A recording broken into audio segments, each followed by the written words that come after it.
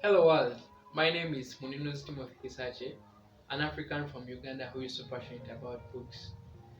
Did you know that the culture of deep and critical reading is becoming less important?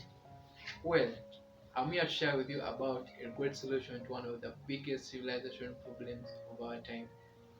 Today, many millennials would rather prefer to spend most of their leisure time on hypersocial and audiovisual activities like partying, watching videos, or playing video games than engage in intellectually demanding habits like reading or writing. In fact, most of the material consumed and the interactions held by the millennials are not educative. Every day, I meet many people who perceive reading books as something that is old fashioned, boring, and only meant for school examination preparations. Based on what I know now about lack of a book reading culture, my heart bleeds deeply whenever I see this happening.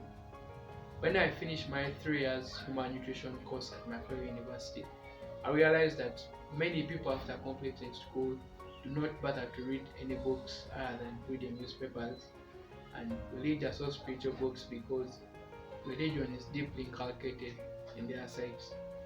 Many people seem to pay less attention to the fact that those who read widely and more often are better able to benefit from what education offers.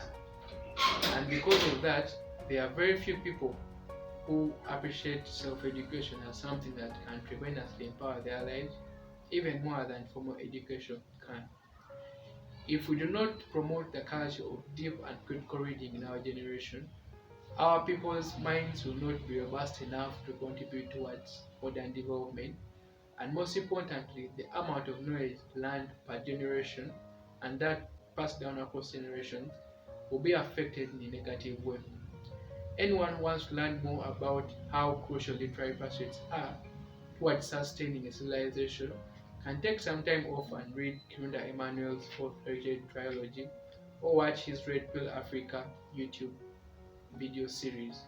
You can also read Nick Tunamasiko's Facebook posts of 10 years and his books The Chassis Jewel and The Tracy Code.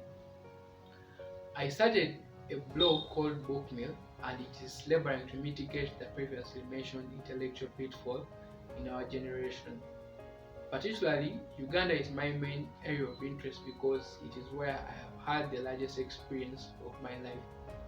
Bookmill is preserving the culture of deep and critical reading through encouraging people to appreciate the value of having a book reading culture despite the busy schedules that life puts on them to survive.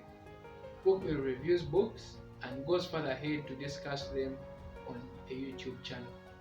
It caters for 22 genres and so far 15 great books have been reviewed and more are yet to be reviewed. The genres mainly aim at increasing knowledge and understanding of the world.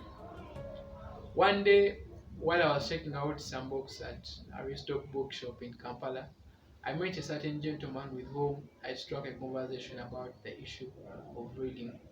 During our conversation, I told this man that if Uganda had a large generation of deep and critical readers, the panacea to both the invisible and visible problems of Uganda would have been formed. Surprisingly, this man did not object at all to what I told him, and I am more than confident that it was because over time he had come to appreciate how valuable and fundamental a reading culture is to all facets of the human psyche. If you believe in promoting deep and critical reading in Uganda and other parts of the world, I would kindly request you to donate some money towards this cause. I need 2.3 million Ugandan shillings to buy a quality video camera and an external microphone that will be used to shoot quality videos for the Bookmill YouTube channel. You can send your money to my mobile money account or my Stanbic Bank account that are shown below, and I will be able to add value to the world. Thank you, Krunda Emmanuel, who has already made his contribution towards this cause. And to the rest watching this video, why wouldn't you want to be proud like Emma is right now? Thank you once again. Till next time.